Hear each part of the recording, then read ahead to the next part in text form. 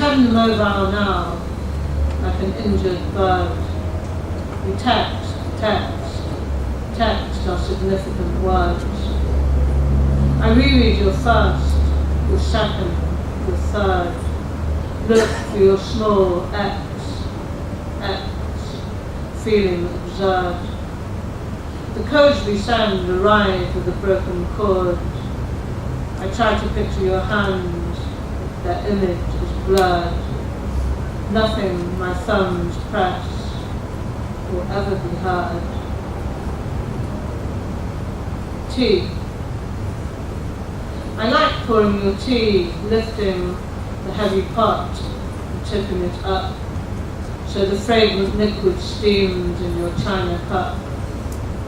Or when you're away at work, I like to think of your cupped hands as you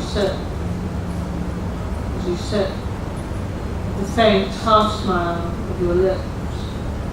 I like the questions, sugar, milk, and the answers I don't know by heart yet, for I see your soul in your eyes, and I forget. Jasmine, gunpowder, Assam, Earl Grey, Ceylon. I love tea's names. Which tea would you like, I say? If it's any tea for you, please, any time of day.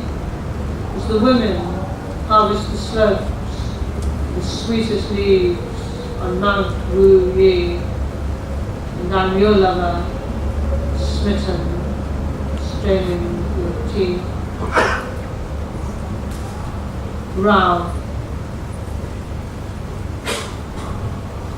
But when we rowed, the room swayed and sank down on its knees. The air hurt and purpled like a bruise. The sun banged the gate in the sky and fled. But when we rowed, the trees wept and threw away their leaves. The day ripped the hours from our lives. The sheets and pillows shredded themselves on the bed. But when we rowed, our mouths knew no kiss, no kiss. Our hearts were jagged stones in our fists. The garden sprouted bones grown from the dead. But when we rowed, your face blanked like a page erased of words. My hands squeezed themselves, burned like verbs, and love turned and ran and cowered in our heads.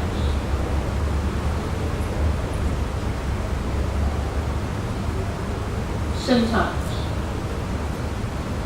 I want to call you thou, the sound of the shape of the start of a kiss like this, thou, and to say after, I love, thou, I love, thou, I love, not I love you. Because I so do, as we say now, I want to say thee, I adore thee, and to know in my lips the syntax of love resides, and to gaze in thine eyes. Love's language starts, stops, starts, the right words flowing, the clotting in the heart. Art. Only art now, our bodies, brushstroke, pigment, motif, our story, figment, suspension of disbelief, the thrum of our blood, percussion, chords, minor for the music of our grief. Art, the chiseled, chilling marble of our kiss, locked into sunless stone, our promises, the fizzled into poems, page print for the dried flowers of our voice. No choice for love, but art's long illness, death. Huge theatres for the echoes that we left, applause, then utter, dark, grand opera for the passion of our breath, and the Oscar-winning movie in your heart, and where my soul sang, croaking, art. And the last poem I'll read from Rapture is called The Love Poem. And as you'll hear in this poem, I ask great lines from great love poems of the past to, as it were, to line up in support of my poem. And I'm sure you'll hear many familiar echoes here. The Love Poem. To love exhaust itself, longs for the sleep of words, my mistress' eyes. To lie on a white sheet at rest in the language.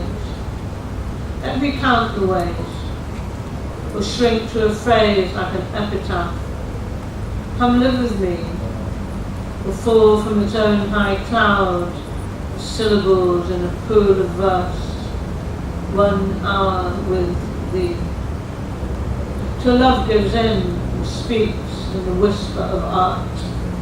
Dear heart, how like you this? Love's lips pursed to quotation marks, kissing a line. Look in thy heart and write. Love's light fading, darkening, black as ink on a page.